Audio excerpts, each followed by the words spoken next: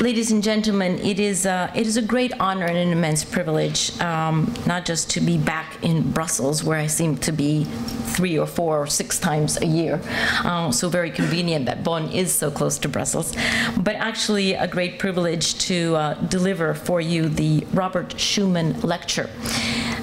Given Mr. Schuman's outstanding contribution to Europe, and by implication to the European Union, it's certainly no surprise that he was chosen as the patron of this lecture series.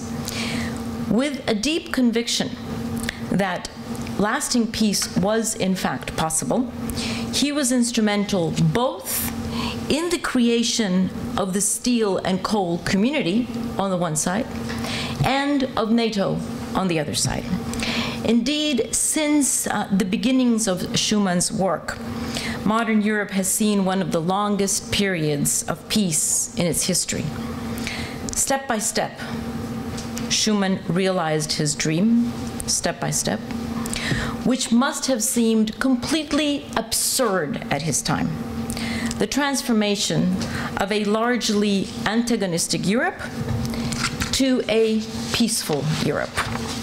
Now, from a climate perspective, there are 2 important lessons learned in this context. First, bettering and transforming the world is often done most successfully with a step-by-step approach, or, to use Harry Verhaar's terms, by going grade by grade, year by year, until you finally get the certificate.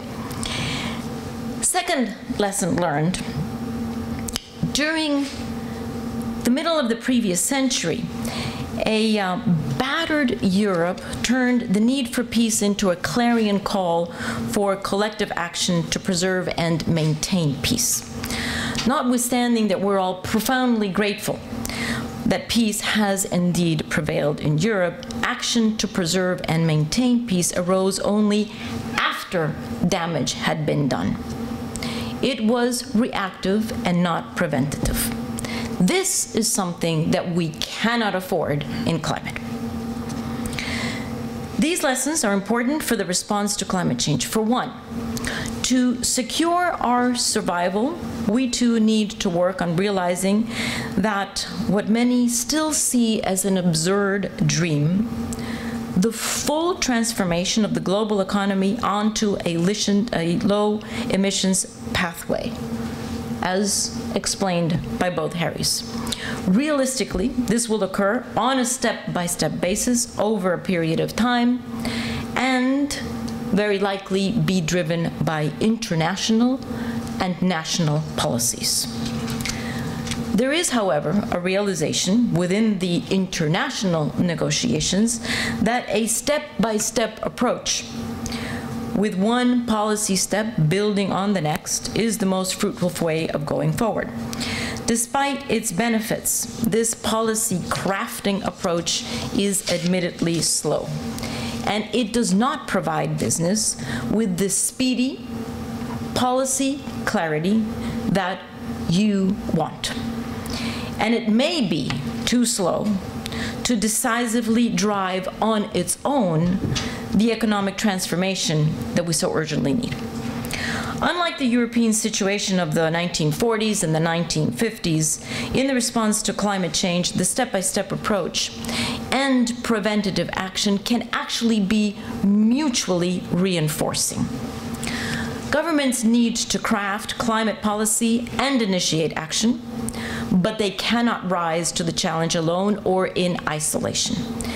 Business has a role in influencing governance, but it also has a role in preventative action. And preventative action by business can itself have a significant influence on governments, as well as on driving the global economic transformation. So, in order to unpack that concept for you, let me first provide you with an overview of where we are in the negotiations, and then I would like to move to areas where your input and your action are needed, because I have taken your invitation to challenge you actually quite to heart. Let me begin by updating you on the state of play. As you know, we meet here at a time when the intergovernmental process is preparing to build on the Cancun agreements, on the one hand, and to tackle some very, very difficult political issues on the other. So on the first, the Cancun agreements form the basis for the largest collective effort the world has ever seen to reduce emissions, way beyond those under the Kyoto Protocol, and it does so in a mutually accountable way, with national plans anchored at international level under the banner of the UNFCCC. A key breakthrough in Cancun was that governments actually agreed, for the first time, to limit the global average temperature increase to below 2 degrees. That in and of itself being the strongest signal that the public sector has ever sent to the private sector that yes, indeed, we are moving to a low-carbon economy. In that context, the agreements compel developed countries to develop low-carbon development strategies and encourage developing countries to do the same. The Cancun agreements also comprise the most comprehensive package ever agreed by governments to help developing nations deal with climate change. Specifically, governments decided to begin to build an infrastructure that will support a gradually broader and more ambitious climate regime. The infrastructure includes the Green Climate Fund, the Technology Mechanism, and the Adaptation Committee, all of which have the goal of supporting enhanced action on both mitigation and adaptation in developing countries. These institutions have been in a very active design phase during this year, and I'm happy to report to you that they are all on track to be considered and approved in Durban. I mention this because there is one of these institutions, the Technology Mechanism, that will depend heavily for success on private sector involvement, and that is the Technology Mechanism. That mechanism is set to become operational in 2012, and its overarching goal is to sharpen the focus, to step up the pace, and to expand the scope of environmentally sound technology development and cooperation between the North and the South, and within the South-South.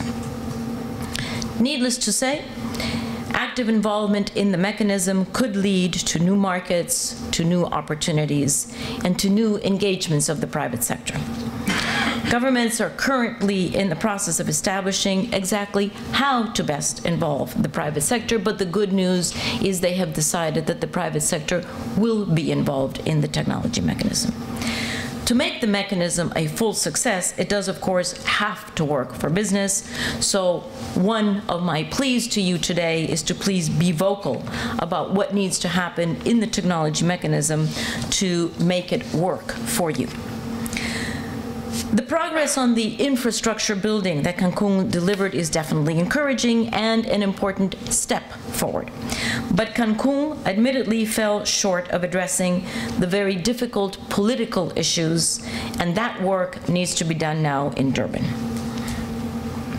This concerns, of course, first and foremost, the open question of the Kyoto Protocol and the concomitant emerging question of the broader mitigation framework as we move forward, a question that is of central importance to you. Under the Kyoto Protocol, negotiations are beginning to work against the clock.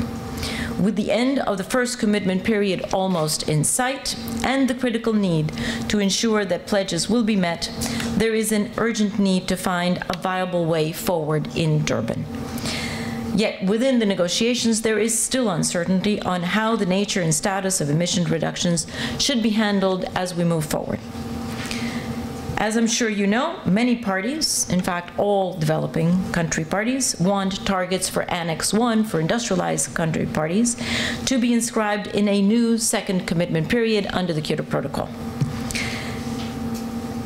Others, 3 in particular, industrialized countries, have stated that they will not participate in a second commitment period of the Kyoto Protocol, and they would like to see actions formally anchored and monitored in a new and broader mitigation framework under the Climate Change Convention. So a mitigation framework under the convention is in fact evolving, but it needs more time to be sufficiently detailed in terms of legal status, transparency, monitoring, and accountability before it can become operational. In the meantime, what can be done? Durban needs to address both further commitments of developed country parties under the Kyoto Protocol and the evolution of the broader mitigation framework under the Convention, while ensuring the differentiated participation of developing countries. The European Union has thankfully stated that they will consider a second commitment period if it is accompanied by a clear process to negotiate a global mitigation deal in the near future. This political balance will be at the very core of the Durban discussions. In the context of this step-by-step approach to policy making, where do the Durban challenges leave business?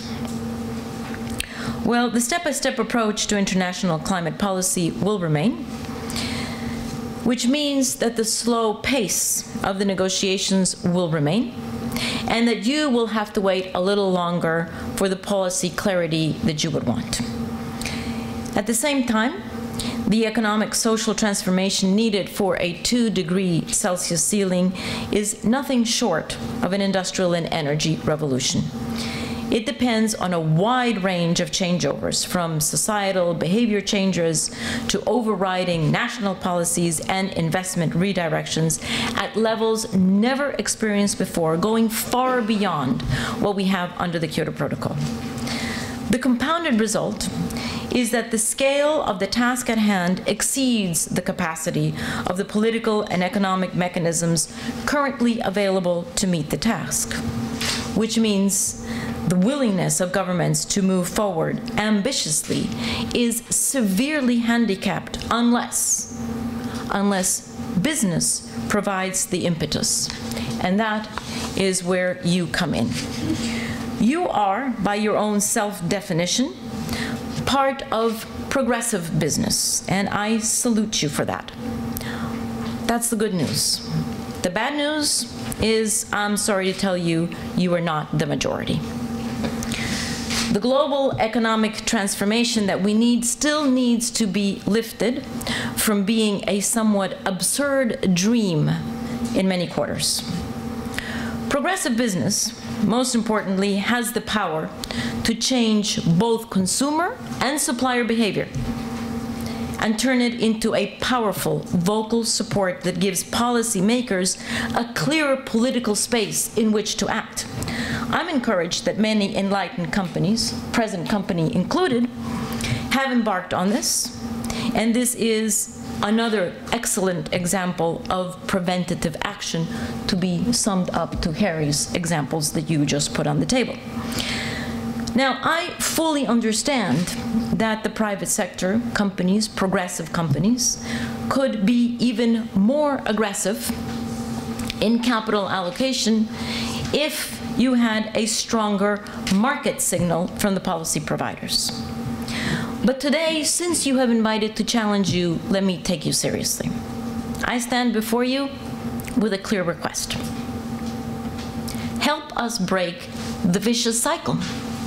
Help us convert it into a virtuous cycle that can power new growth, create jobs in new sectors, help alleviate poverty, and stabilize the climate all at the same time. That is the type of preventative action that the world urgently needs. Realizing the below 2-degree temperature goal does not mean that we will live in a world free of hydrocarbons. But as low-carbon world is created step by step, their relative importance will gradually decline. So the conclusion that you can all reach is that the business success of tomorrow is born of the low-carbon opportunities of today, should you choose to use them. A climate-safe world is impossible without creative responses proportionate to the dangers of climate change. A low-carbon economy necessitates a multifaceted paradigm shift across a broad spectrum, from individual behavior to company actions to national and subnational policies. The transformation that we're talking about requires three components. First, capital availability. Second, execution capability. And third, policy support. Yes, you could do more if you had the pull of ambitious international policy. However, given that I am the one to admit to you that the slow pace of international policy will continue, my question to you is, are you exploring to the utmost those opportunities that allow you to increase your low-carbon market share, thereby converting your entrepreneurial activity into a push for governments to take more ambitious decisions? Are you in active conversations with your business partners in other countries in which you operate, encouraging them toward increased sustainability? Are you demanding more national policy action? Are you exploring the possibility of innovative private-public partnerships that can go beyond the business as usual? And most importantly, to the minority progressive business. This is my most important question. Are you collectively being vocal enough to at least balance, if not drown out, the corporate voices of those who see no benefit in rapid action? Ladies and gentlemen, in climate change, reactive action will be too little and too late. Your leadership in preventative action is essential for three things. To push the envelope within your own business. Secondly, to bring around others in your business field, both up and down the value chain, to be more ambitious. And thirdly, to create a virtuous cycle of push and pull between public and private sectors to pave the road towards sustainability and the low-carbon future. I urge you to ensure that the step-by-step approach of international policy making and the preventative action that you can take are mutually reinforcing. I thank you for what you've already done, but more than anything, I thank you for considering doing more.